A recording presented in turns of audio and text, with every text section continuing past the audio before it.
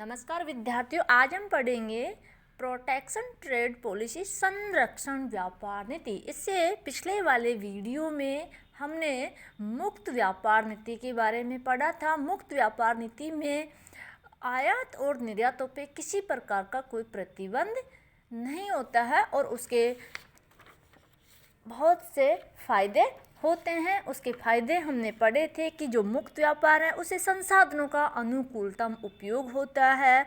मुक्त व्यापार से प्रतियोगिता एवं कार्यकुशलता बढ़ती है एवं मुक्त व्यापार से सबसे ज़्यादा जो लाभ है वो उपभोक्ताओं को होता है। और मुक्त व्यापार का जो सबसे बड़ा फायदा वो ये है कि जिन देशों के पास संसाधन नहीं है उन्हें भी संसाधन उपलब्ध हो जाते हैं। अब हम पढ़ेंगे संरक्षण व्यापार नीति। इस प्रकार की नीति में विभिन्न प्रकार के प्रतिबंध आयात और निर्यातों पर लगाए जाते हैं। अब ये जो प्रतिबंध वो क्यों लगाए जाते हैं? संरक्षण व्यापार नीति के पक्ष में तर्क। शिशु उद्योग तर्क। जो पहला तर्क है वह है शिशु उद्योग तर्क। इसके अनुसार प्रतिबंध इसलिए लगाते हैं ताकि घरेलू उद्योगों को संरक्षण प्राप्त हो। हमारे उद्योग शिशु की अवस्था में हैं, वे बड़ी फर्मों से प्रतिस्पर्धा नहीं कर सकते हैं। जब घरेलू शिशु उद्योग विकसित हो जाए तथा उत्पादन की लागत कम हो जाए तब वे उद्योग प्रतिस्पर्धा में आ सकते हैं।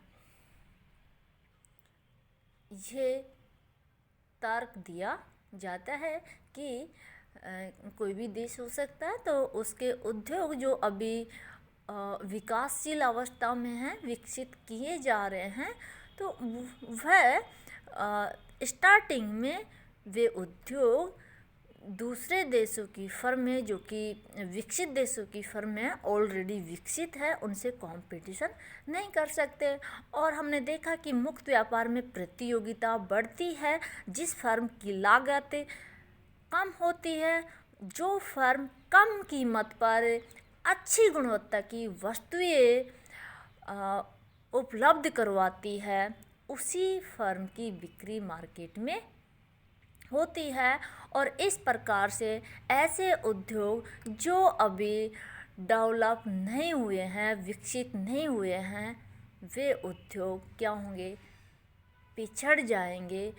वे उन विकसित फर्मों से प्रतियोगिता नहीं कर सकते और उनका विकास नहीं हो सकता। इसलिए ये तर्क दिया जाता है कि जब तक वो विकसित नहीं हो जाते, जब तक वो प्रतियोगिता के लायक नहीं बन जाते, तब तक उनको संरक्षण दिया जाए। इसके फिर भी जैसे ये तो इसके पक्ष में तर्क था, लेकिन हम कहेंगे कि विपक्ष में हम तर्क दे सकते हैं कि 70 सालों से, जैसे 1947 में हमारा देश आज़ाद हुआ है, तो इन 70 सालों में भी यदि हम अपने कंट्री की, अपने देश भारत की बात करें तो अपने उद्योगों को यदि विकसित नहीं कर पाए हैं तो फिर वे उद्योग कब कंपटीशन में आएंगे? हमेशा ही ये तर्क दिया जाएगा कि अभी हमारे उद्योग शिशु अवस्था में है। समस्या क्या आती है? गवर्नमेंट के सामने ये समस्या आती है कि किन उद्योगों को संरक्षण दिया जाए और कितने टाइम तक दिया जाए और किन उद्योगों को संरक्षण से बाहर निकालना है। गवर्नमेंट के लिए ये चुनाव मुश्किल होता है और एक बार जिन उद्योगों को संरक्षण मिल जाता है तो उस संरक्षण को वापस लेने में परेशानी आती है। जो उद्योग कर्मी है वे सरकार की नीतियों में परिवर्तन करवाने की कोशिश करते हैं। दूसरा तर्क ये दिया जाता है कि भुगतान संतुलन को अनुकूल बनाने के लिए उद्योगों को संरक्षण प्रदान किया जाता है। यदि हमारे आयात, जिन वस्तुओं को हम दूसरे देशों से खरीदते हैं, वो ज़्यादा है किससे, जिन वस्तुओं का हम निर्यात करते हैं, तो ऐसी स्थिति में भुगतान संतुलन घाटा होगा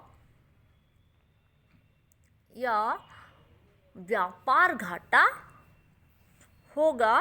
और इस व्यापार घाटे को कम करने के लिए हमें अपने आयातों पर प्रतिबंध लगाना पड़ेगा, वरना घाटा और ज़्यादा बढ़ जाएगा और ये तर्क देख के कोई भी देश प्रतिबंध लगा सकता है। अपने उद्योगों को क्षेत्रों में फैलाना, ये भी एक तर्क है कि अगर वस्तु पर कर लगता है तो कीमतें बढ़ती है और इससे जो हमारे आयात है वो क्या होंगे, महंगे होंगे। तो ये तर्क देखे कि जिन वस्तुओं का हम आयात कर रहे हैं तो वह वस्तुएं महंगी हो जाती है, तो इससे अच्छा है कि जो हमारे उद्योग है आयात प्रतिस्थापित, उन्हीं को विकसित किया जाए, उन्हीं को अपने क्षेत्रों में फैलाया जाए और कम कीमत पर वस्तुएं उपलब्ध करवाई जाए। आयातों पर निर्भरता की कमी, यदि किसी देश के किसी दूसरे देश के साथ संबंध खराब हो गए हो तो अर्थव्यवस्था पर बुरा प्रभाव पड़ेगा। यदि हम जिन वस्तुओं को आयात कर रहे हैं और उन देशों से यदि हमारे रिलेशन खराब हो जाते हैं तो उन वस्तुओं का आयात हम नहीं कर सकते हैं और फिर हमारे देश में वस्तु की मांग अधिक होगी जबकि पूर्ति उसकी कम होगी और कीमतें बढ़ेगी और देश में अस्थिरता की स्थिति उत्पन्न होगी।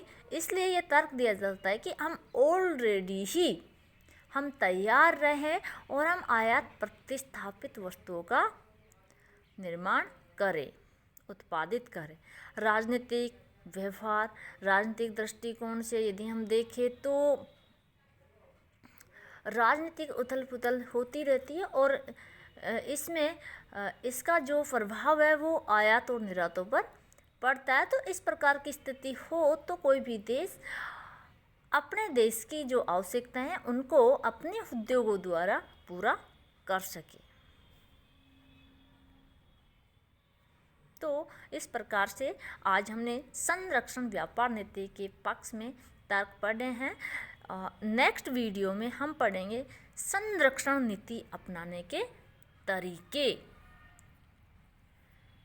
कि जो उद्योगों को जो संरक्षण प्रदान करने की जो बात कर रहे हैं उनके तरीके क्या क्या, किस किस प्रकार से हम उद्योगों को संरक्षण प्रदान कर सकते हैं।